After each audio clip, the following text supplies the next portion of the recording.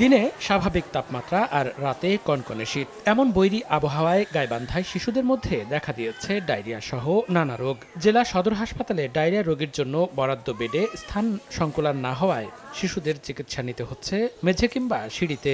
উপজেলা স্বাস্থ্য কমপ্লেক্সগুলোরও একই অবস্থা। শিশুদের পাশাপাশি আক্রান্ত হচ্ছেন বয়স্করাও। দুপুরের পর থেকে একটু হলো পেট ফাঁপা ছিল, দুপুরে সন্ধ্যের আগে আগেই ফুসকা পায়খানা করছে। 5-6 দিন হলো পাতলা পায়খানা করছে, হাঁকা বমি। হঠাৎ রোগী বেড়ে যাওয়ায় সেবা দিতে হিমশিম খাচ্ছেন চিকিৎসক ও নার্সরা। শিশুদের বাড়তি যত্ন নেওয়ার পরামর্শ চিকিৎসকদের। অনেক বাচ্চা ডায়রিয়া নিয়ে ভর্তি হচ্ছে, এই জন্য আমরা মায়েদেরকে পরামর্শ দিচ্ছি যে বাচ্চাদের যে প্রাথমিক স্বাস্থ্য পরিচর্যা এটা মেনে চলতে হবে। বাইরে খোলা খাবার খাওয়া যাবে না। আর যে সমস্ত বাচ্চা বুকের দুধ পান করে তাদেরকে ঘন ঘন বুকের দুধ পান করতে হবে। ডায়রিয়া হলে সাথে সাথে বাচ্চারা যেন স্যালাইন খেতে পারে, অর্থাৎ মায়েদেরকে স্যালাইন দেওয়ার পরামর্শ দেওয়া হচ্ছে। আমরা খাবার স্যালাইনের কথা বলছি।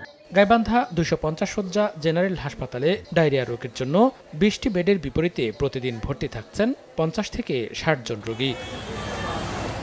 সময় সংবাদ, গাইবান্ধা।